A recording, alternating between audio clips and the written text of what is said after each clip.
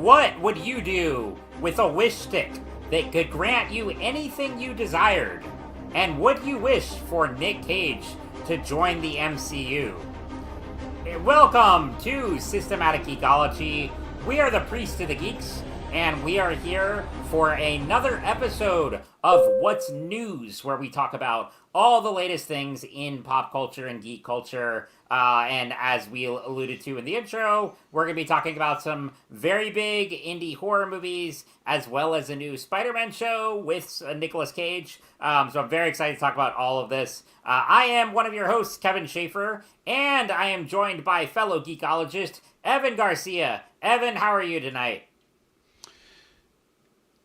Hey Kevin, how are you? I'm doing good. This should be fun. Dude, I'm excited. I am too, and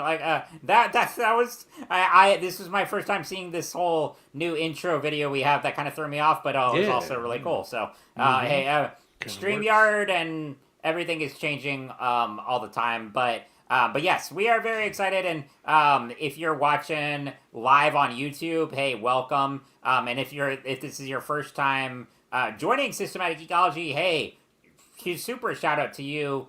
We are really glad you're here. And yeah, for tonight, we're going to be talking about two new indie horror films, Obsession and Backrooms. And then we're also taking a look at the new Spider Noir series on Amazon Prime. And we'll also talk about some other shows and movies that we've been geeking out on. And so if you're live right now, hey, give us a shout out.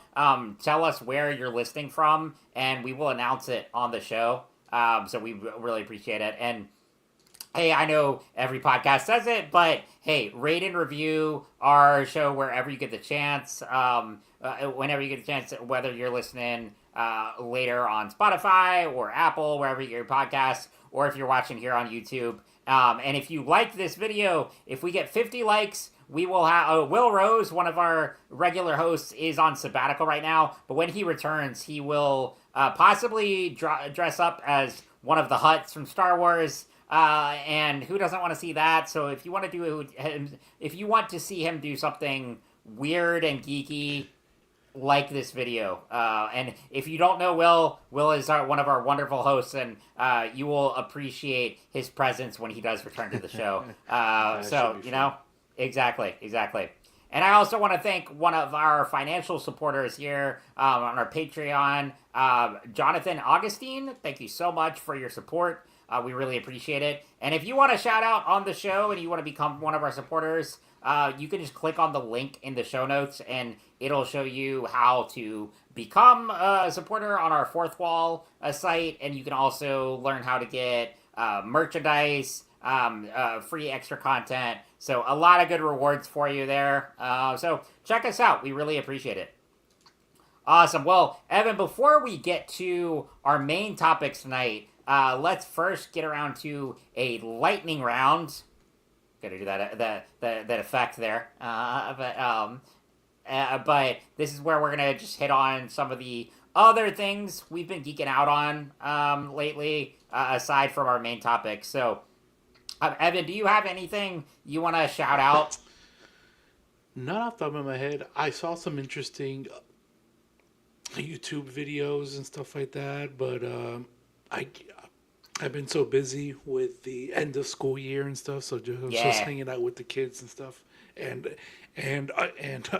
watching these movies. So yeah, dude, there's been a lot, and like my sister is an elementary school teacher, and she described she described her students as feral right now because they're at the. They still I believe it. Dude, every other county is out right now, and they're still going till like June 10th or something. It's crazy. Sure. Well, no worries. But one show I really do want to shout out that I'm gonna need to do a full episode on because it's that good. I want to see. I think you would love it, and I want to see who else can from the pod can watch it, so we can talk about it more in depth. But Widow's Bay on Apple TV. Oh, yeah. Dude. I wish I had jumped on it sooner. I only binged it like this weekend, and then I just watched the most recent episode. Nice. But oh my gosh, it's phenomenal. So I can give just the brief overview. This is a series created by Katie Dippold, who was a writer on Parks and Rec, and she's written some other like Paul Feig comedies. But the series, very inspired by Stephen King or Mike Flanagan's Midnight Mass, but it's about this small island town called Widows Bay off the coast of Massachusetts, and all this weird stuff has been happening in the town for literally centuries, and the people there have, extreme superstitions about how, you're not supposed to leave the island, and it's cursed, and there's a fusion of comedy and horror that I really love about the show. Nice. And the other thing that I really like about it, too, is that it's kind of a perfect marriage between episodic storytelling and serialized storytelling. So while it does tell this overarching narrative of the central character is the mayor of the town, who is still much like the mayor in Jaws. He wants to keep tourism open, and he knows that there's weird stuff going on in the town, but at the same time he's trying to keep it alive, and he wants people coming in, and he doesn't want them to be scared away by all the old wives' tales and everything. But at the same time, he keeps his son from ever leaving the island, so he knows that the curse exists, and he's trying to find that balance. And so that's sort of the overarching narrative, but each episode does this really cool different horror elements. So the first one deals with this mysterious fog. There's an episode where a party goes terribly wrong, and it evokes an Evil Dead type thing. The episode that just dropped today that I just watched, nice. It was it was a riff today. It was a riff on Michael Myers. So yeah, dude, it's so, and it's great. It's just it's again perfect fusion of comedy and horror. Each episode kind of feels like a Stephen King short story, but then there is the overarching narrative to it. So I cannot recommend it enough. Also, Stephen Root is one of the main actors, who might be one of my favorite actors of all time. Who's that? He was Milton in The Office Space, and then did you watch Barry? Really? Oh, dude, Stephen Root. Yeah, he was in Barry. Who was in Barry? Barry's main employer when he was assassin, the older dude with the beard. I loved Barry though. Yeah. All right. Stephen Root is really one of the great character actors. Fantastic, if you look up his IMDb, he has 300 credits because he's done a ton of voice acting as well. And he's in a lot of cult films and stuff like that. And he can really transform himself. But he plays one of the longtime Islanders who is very much warning the mayor about all the weird stuff going on. So yeah, it's fantastic. But Widow's Bay, cannot recommend enough. I'm gonna need to do a full episode on it. I think you would love it. I'm trying. Christian definitely. I think Jill definitely. We gotta get that once the season ends. So yeah. Right on, man. Sounds good. Awesome. Well, Evan, I know there is a lot of big topics to talk about tonight, so let's start with our first one, which is Nick Cage Spider Noir series. Can I just say I love that this exists. Can you believe we're in a world where not only is Nicolas Cage in a TV show, which is a big deal, which we have to talk about, but also that they made a live action series of Spider Noir. We are so spoiled. We really are. This is insanity, and it's perfect. It's just what I thought it would be. It really is. I of course loved the character in the Spider-Verse films, and and really all of the supporting Spider player, so Spider Noir, Spider Ham, Spider Punk. I was I want to see more of all of these, whether they do an animated spin-off or something like this. And this was actually the perfect way to expand on this character. So, Evan, do you want to? Because I know now I have not quite finished the series. Okay. I've watched 5 out of the 8 episodes, but like you said, there's been a lot coming out lately. And I also kind of like the more weekly release format. They dropped the whole season, so I haven't had time to finish it yet. But do you want to give viewers and listeners a brief overview of what this series is and what it's about? Sure, it is Spider-Man flick where the lead Spider-Man is called Ben Riley. He's a detective in what seems like a different universe. I think they set that up and they kind of allude to different universes. I think, but he's a private investigator that has his own agency, kind of like Jessica Jones, but it's set in the 30s, in 1930s in New York.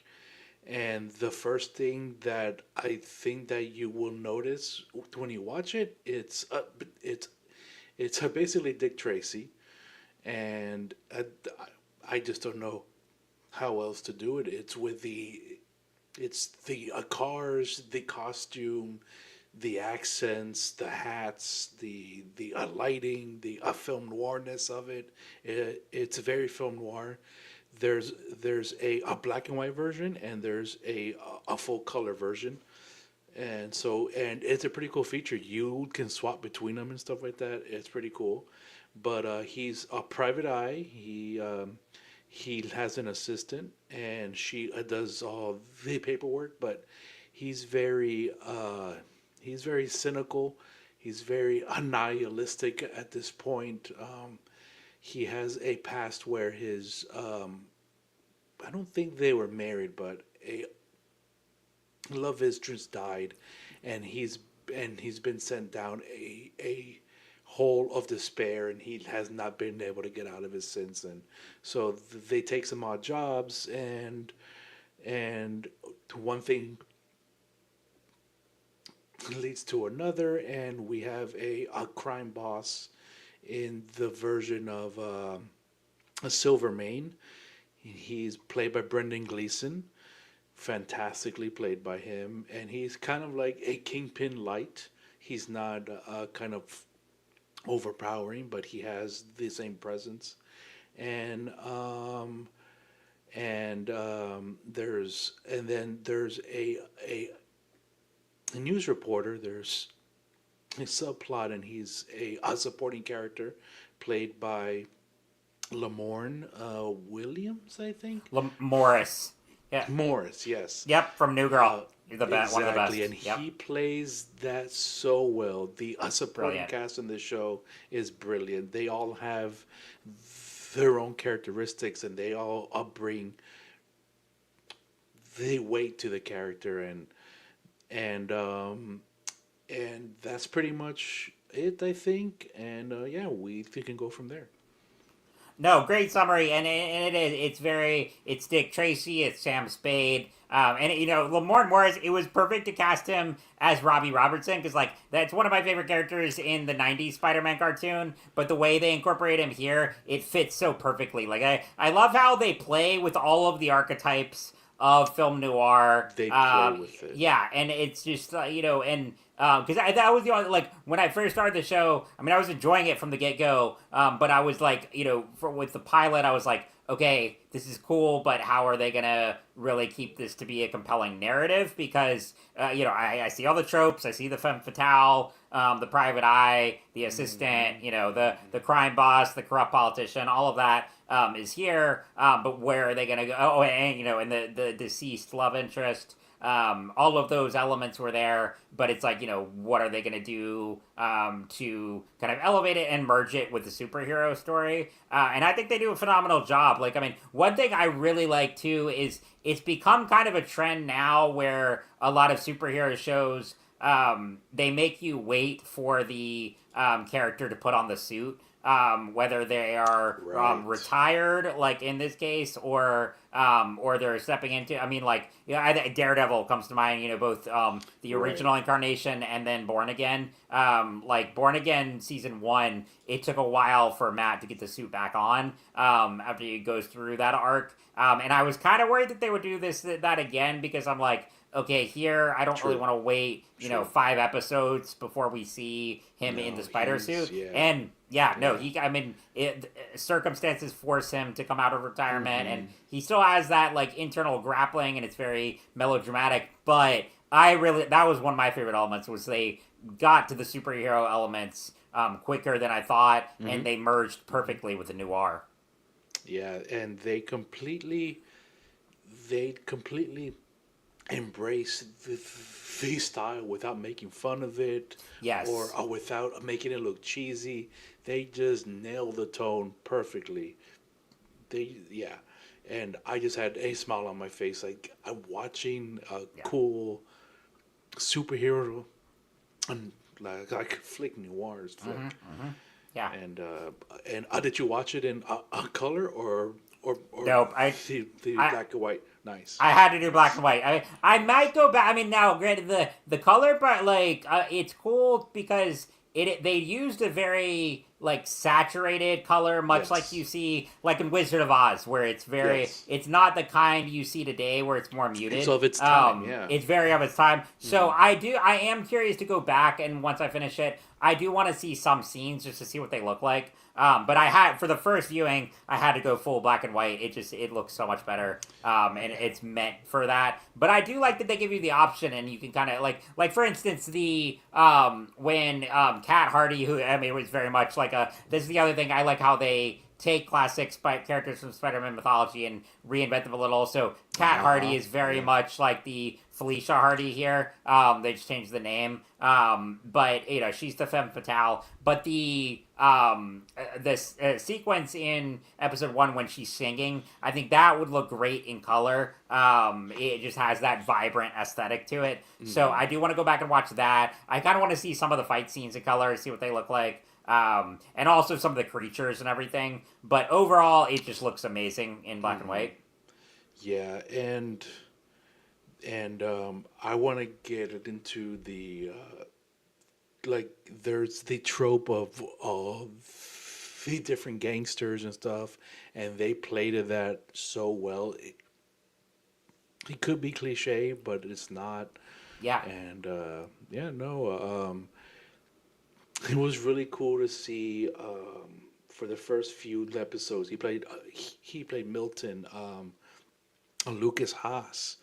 Yeah, he was good. Yeah, from Ryan Johnson lore. So yes, and damn, I was like, oh wow, is that really him? Because he looks old, and then when I look him up, he's only 2 years older than me. I'm like, oh man. And we're also, both of us are much older than the directors we're about to talk about in the next That's wild. But like, oh my gosh, that's dude. wild. Yeah, we'll get to that in a bit, but yeah, I know that's the other thing. I really love what they do with the villains here, and like both the villains and Ben Reilly got all their powers during World War II, and there was all this like weird monster stuff, good sci-fi going on. That was very evocative of like the pulp sci-fi magazines of the time. And they do it so well. Yeah. Yep. It was great. I bring that up, and like ever since watching the One Piece live action, that's a standard for the mid-season cry for me, because there's this one episode that is just so emotional. I was like, oh, that was heavy. Like, dang. Like, it really got me. Did you ever watch any of the CW Flash series? Flash, no, but Yeah. I watched the Green Arrow. Okay, yeah. So, like, no, I was just curious because Flash did a similar thing where, like, Barry and all the villains got their powers at the same time through the lightning storm accident. And I like that as a trope. I mean, yeah, it's a trope, but it's, like, it worked perfectly here. Like, they were, like, Ben and everyone, and, like, the ones who become Electro and Sandman and all that. Yeah. To not spoil it, but that plays into the take on the famous line with a great power comes great responsibility. Yeah. There's a twist on that take Yep. at the very end, and it's. Yep. I was like, touche, guys, touche, Yeah. nice. Yeah. No, if you want just a like wildly entertaining series, I mean, this is it. It's I was talking about this with Christian on another What's News episode a couple weeks ago, there was a recent Spider-Man Superman crossover comic that had a bunch of backup stories, and they did one with Spider Noir and then the Superman of like the 30s there, so like the Max Fleischer style, and I'm like, oh, I would watch this as a show. Yes, like it was great. Yeah. That's cool. So, that's cool. Yeah. This is one where it's like, it's got the tropes. It's very much like not trying to. He plays a lot of characters. Nicolas Cage surprisingly does a lot of improv in this. Yes. And he's so perfect in that.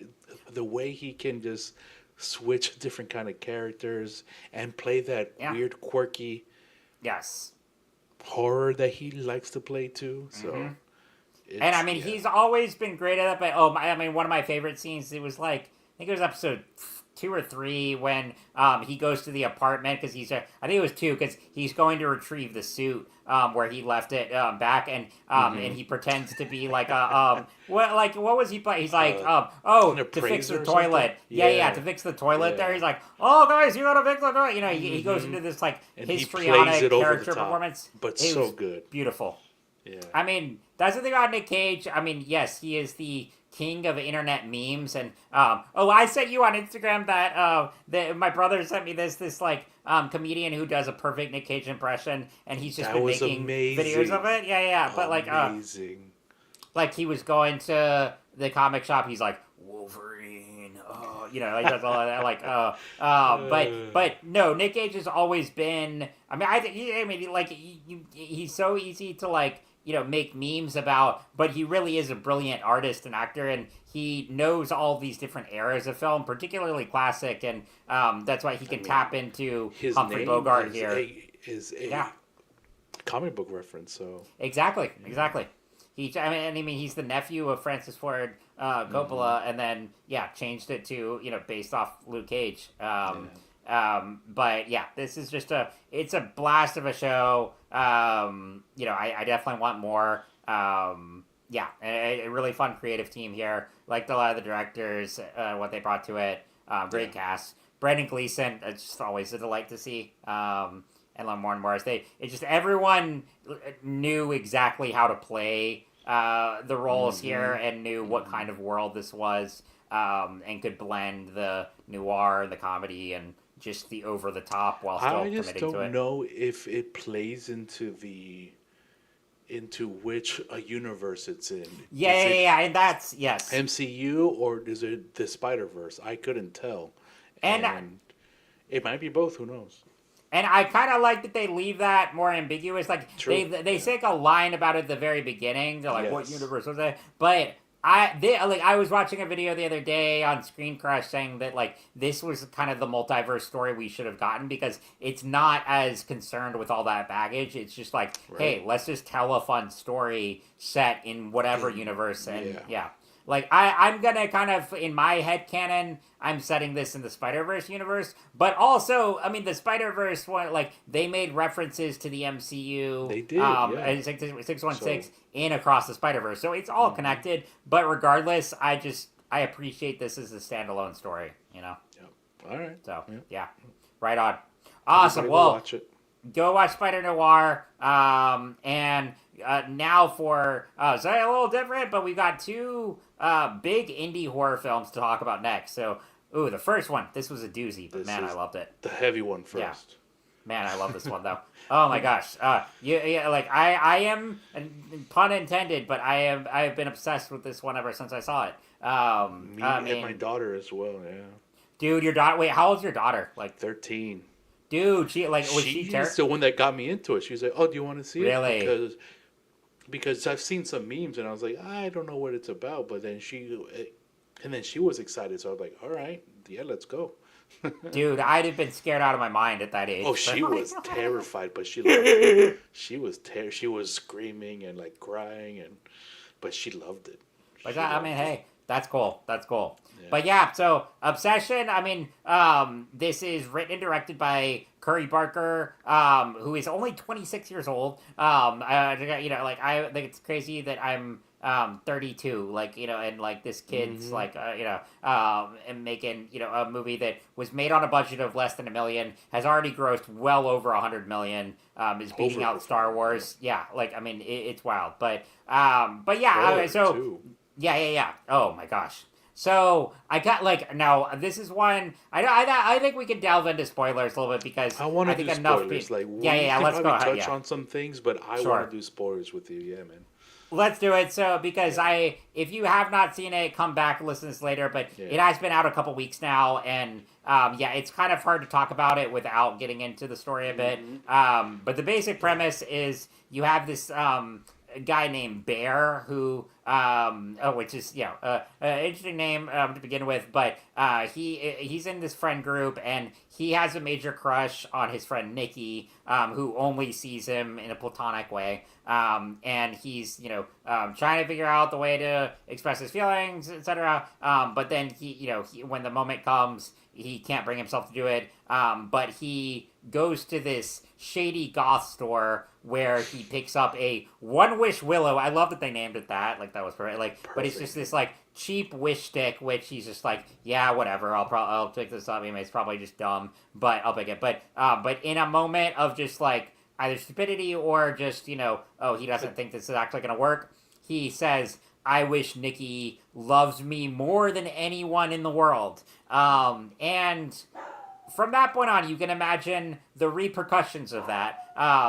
And this immediately causes Nikki, played by Indy Navarrete, who I was so excited to see her because I've watched all 4 seasons of Superman and Lois. It's one of my favorite Superman adaptations, and she played Lana Lang's daughter in that. And then she comes here and delivers an absolutely powerhouse performance.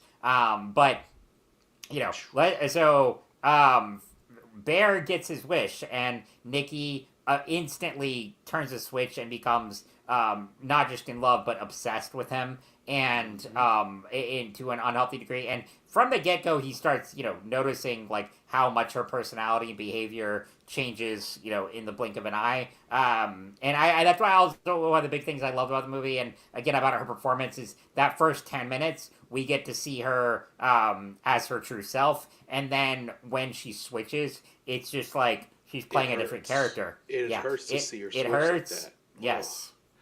It's brutal. And, from then on, he's, at first he's like, wait, is this like actually happening? What's going on here? And then their other friends in the group, Ian, played by Cooper Tomlinson, and Sarah, played by Megan Lawless, they start noticing weird stuff too. And it just, escalates further and further. Probably the most just a moment where I was like, oh, in the theater was when, because they're all working at this record store, and their boss goes, is, yes. Dancing with the Stars. Yeah. Sorry, No, you're good. And he's also like Sarah's dad, in it too. But yeah, they're all working at this record store, and there's one day where he's on shift and Nikki's not, and Nikki stands still and waits for him all day at the door, and urinates and defecates right there on the floor because he can't move, with a smile on her face. It was one of the most unsettling images I've seen in a movie in a while. And again, just perfection delivered. But yeah, so, it escalates further and further. And we'll go ahead and get into this because, I was amazed that I saw any reviews that were like, who is the real villain of Obsession? I was like, bro, how did you, was there any debate here? This guy was a monster. To be honest, I give the film credit to not make Bear completely villainous. Because there's a world where a movie could have been where Bear was just he was oh, she is all mine now. And it kind of take advantage of her in that way. They chose to not do that, which I respect them for that. Sure. It's very clear when I walked out of the theater with my daughters, I go, hey, let's be clear. We're on the same page, right? Yes. Bear was the bad guy, right? She goes, "Oh yeah, definitely." I'm like, "Okay, good." Yeah. I Yes. just wanted to be clear here Yes. that Bear is the bad guy here.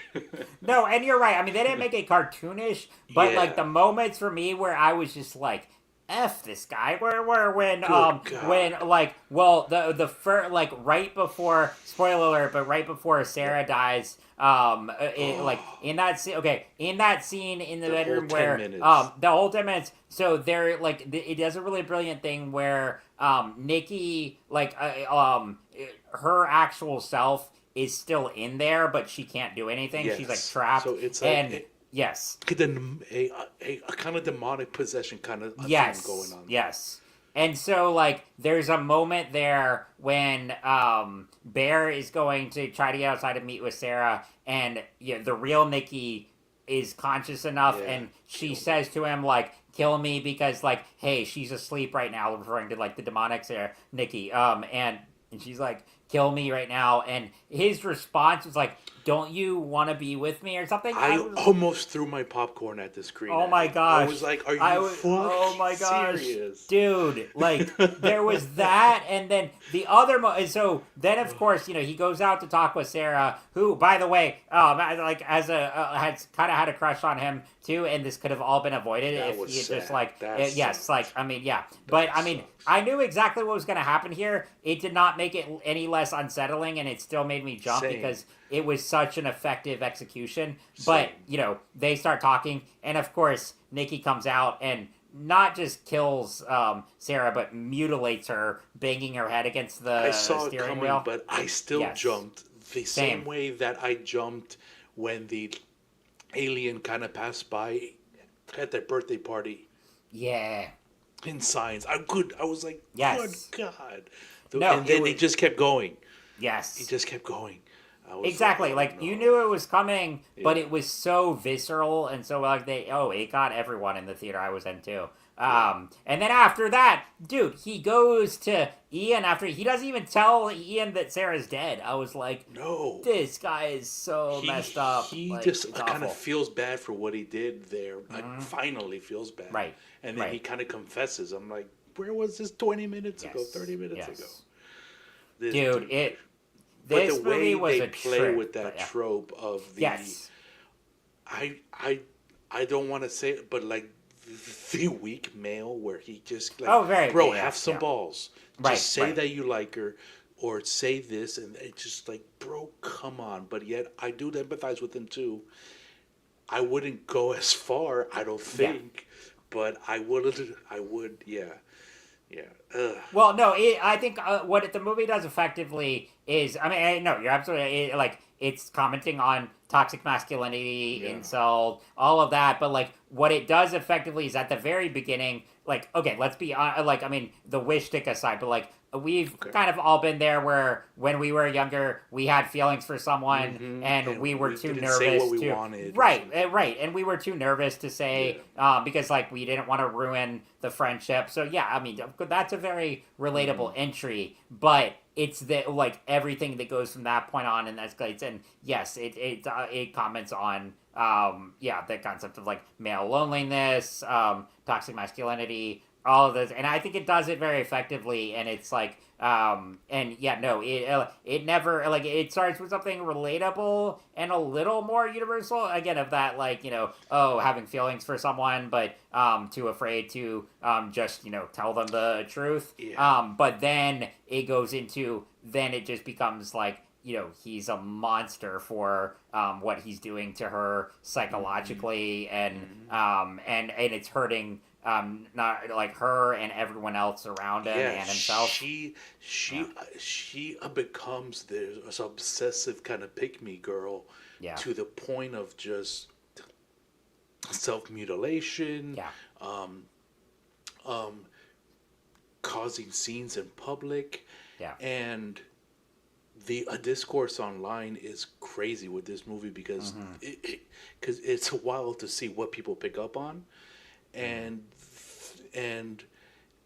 like, I was talking to my wife. She's a therapist, and she doesn't know the spoiler part. She doesn't know about the one wish part, but she's seen clips and stuff of everything else, and she's like, oh, she has a borderline, she has a mania. I'm like, yes, but it's not her, and I want to tell her, like, it's not her Right. fault, like Right. that changes everything. But she won't watch it because she hates a horror film. So, and I don't Yeah. blame her. I don't blame her with this one. Oh, and I mean, like, Spider Noir is pretty fun. I mean, like, yeah, not Yeah, like kids show, but like, it's pretty, like, now Obsession and it's the got movie we're gonna talk moments. about after. Yeah, it's not one I can It's recommend to heavy. It's everyone heavy. It's because gross. it's It's heavy, it's yeah. unsettling. I did love it, but if you're not a horror fan, this one it'll make you squeamish and terrified and leave you with nightmares for however long to come. So I can't like necessarily recommend to everyone. But oh my gosh, as far as like there's this kind of cliche term now called like elevated horror, where it is more of a psychological Blumhouse. message and right a Blumhouse and like it's just like a not like the like the A24 stuff and like the Yeah. kind of horror that isn't just like slashers of the old days, but Right. it's meant to really say something about humanity. Yeah. But this definitely fits into that. It's like, yeah, And to go off of that, like right when he walked into that store to buy the thing, I knew exactly what was going to happen. Like yes, this is that episode of the the Simpsons, the Monkey Paw, that they were yeah, spoofing Twilight Zone. I was like, yeah, I know exactly where this is going, and I don't think I like it. I was like, dude, but yeah, I'm here for it. Come on, bring it yep, on. yep, And that did not disappoint. It did not disappoint because it's yep, basically a Twilight Zone episode. It's a yep, cautionary tale, blah blah blah. yep. So, but they make it for the modern audience and our modern climate. So, yeah, Very. I mean, and it's. I mean, I know I'm joking about the director being so young, but it's fitting that this is how do a you have all that 26 life year old. experience at 26 years old and to put It's it into wild. this? I hope Yeah. he wasn't abused or anything, I hope not too, but like and because I this mean is heavy shit. yeah, it's very heavy. And but it's all. I mean, I think like if you are from the generation that's raised on the internet, even if you And haven't dealt with like therapy. stuff for yourself, yeah, in therapy, like you just like you can just get these material just by reading and absorbing a lot of the I stuff and guess like seeing so. what people I are talking guess about. so. So I don't, yeah, because that's a good point though. I haven't read interviews with him yet. I should, I saw but I'd be some, curious. yeah, Yeah, yeah, yeah, but yeah, he seems really young, but in that kind yeah. of like a cinephile youngness. Yes.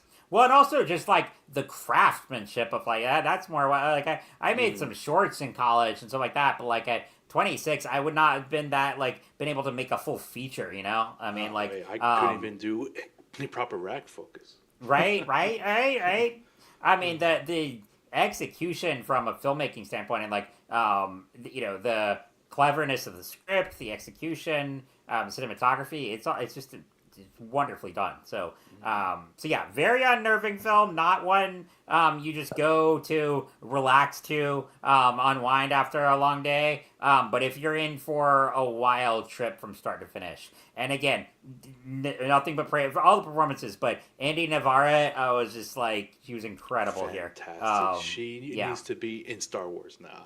100%. Oh, wait, hey, she's already been in DC. Yeah, like That's put true. her That's true. wherever. Like Yeah.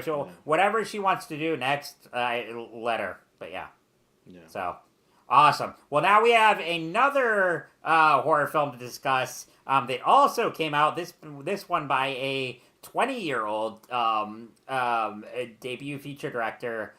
This is Backrooms, directed by Kane Parsons. Written by Will Sudik, and also Kane Parsons based on his YouTube channel, Mm-hmm. starring Chiwetel Ejiofor, is that Renee? Rainsby? Rainsby, okay, and Mark Duplass. But yeah, Mark and no, Duplass Evan. was perfect. Yeah, he was. He really was. That was great. Yeah, so I just saw this on Saturday. Evan, you want to give a little? We can also do.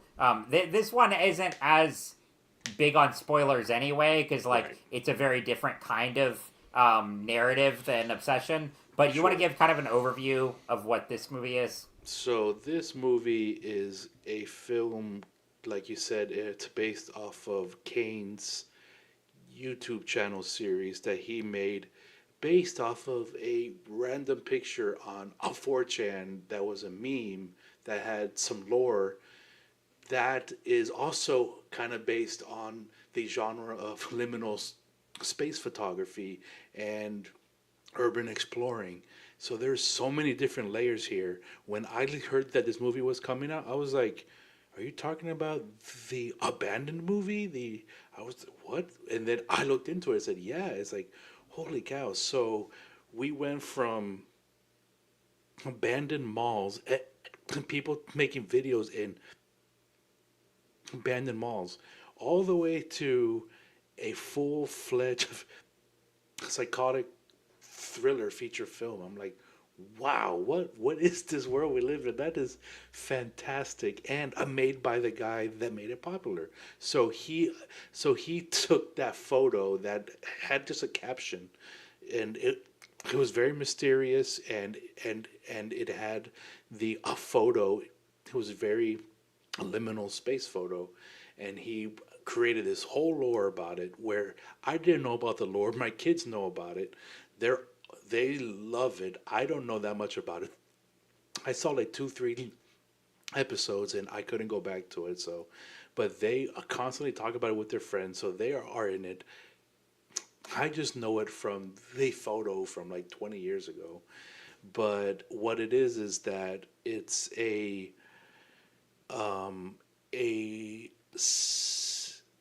a man played by Chitwell that he's going to a therapist played by Renee, and he just went through a divorce, and he owns a furniture store, but he's a architect, so he's kind of he's kind of stuck in a rut. He went through the divorce, and apparently it was a very bad divorce, and he's going to the therapist for help, and then he owns this a furniture store that no one shows up.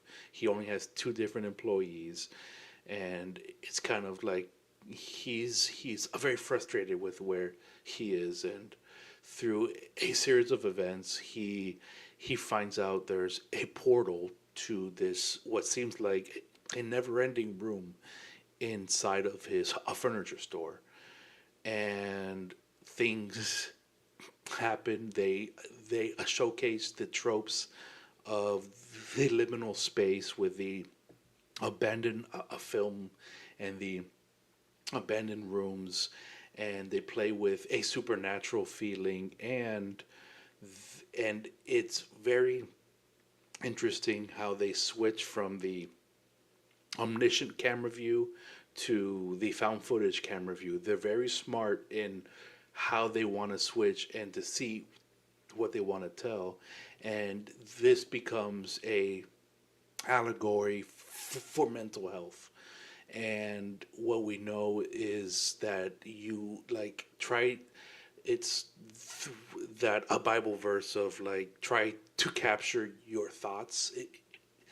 That's kind of what I took from it. Like, this is how you deal with your mental health when you suffer from like manic depression and OCD and things that just kind of get away from you, and when they are not taken care of properly, they can come back and affect you, and so that's a allegory for that. So hopefully that was really eloquently put. I mean, because that was the thing. So like I came in knowing next to nothing about the lore and mythology. I almost like I came into this movie. It's like, hey, is this like what normal people feel like when they go into a DC, Marvel, Star Wars movie? You know, like right. And they don't have all the like like lore and mythology stuck in their heads like I do. But yeah, I mean, and so I'll say about this movie, like I can't say I enjoyed it as much. Like I thought it was a really interesting concept, and I love how you described it there. That actually helped me kind of because I mean I did leave. There's so many ways to take this film though, but that's the one that I walked away from with. Yeah. Right, and I like that because I like this concept of like the subliminal spaces, and I think about that even with my like the way my brain goes down various loopholes, and exactly. I think we all have sort of a Alice in Wonderland kind of in there. Like, I mean, we have, like, I mean, it's like the expression of like, I've lost my train of thought, it goes in a million directions, and that's what this was exploring. Granted, it made for me an unnerving cinematic experience, which I also think was kind of the intention. But and so that's why I wasn't, can't say I was like having a great time, and I know this was not meant to be a straightforward narrative film. Like Obsession, very straightforward narrative. It's like the guy gets the wish stick, he makes like wish, shit goes down after that, and so it was just like very straightforward, and it was right. This one, like you said, it's like there was the element of Chiwetel Ejiofor's character being divorced. He hates his life and as a therapist, and then he goes down this rabbit hole. Granted, I do think even with all that, like the mythology and all of the concepts here being really interested, I do think the characters could have been written better. Like, I mean, Chiwetel Ejiofor, a great actor, but I don't think he had a ton of material to work with. Like, it was pretty much, it was a pretty one-note and same with the therapist. Like, I didn't really learn anything about her. So for me, that made it hard, because that's really the type of horror I love the most is, whatever the concept is, I want to be connected to the characters in some fashion. And I felt that in Obsession, because like I really felt for Nikki, for instance. I felt for Sarah. Bear, I was like, okay, go screw this guy. But I had that like direct connection to the characters. Whereas here it was like, okay, it was more interested in the concepts than it was them and fleshing them out. So I think that would be my main criticism here.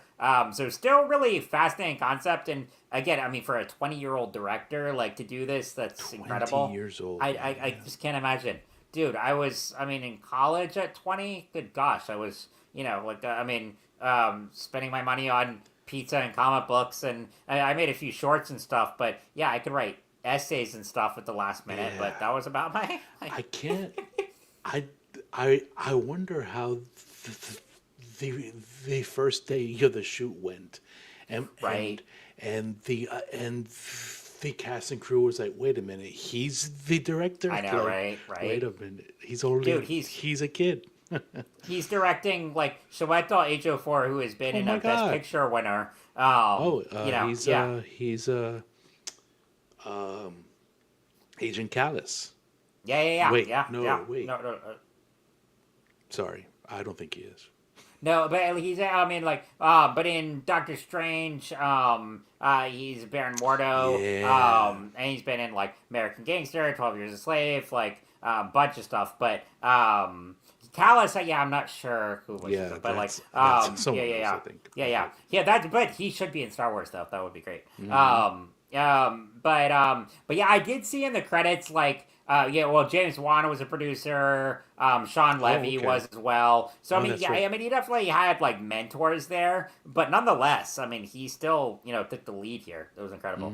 So and all the special effects and a building that practical set. I think it was like 30,000 square feet. I heard they did. Yeah. I was like, holy cow. Yeah.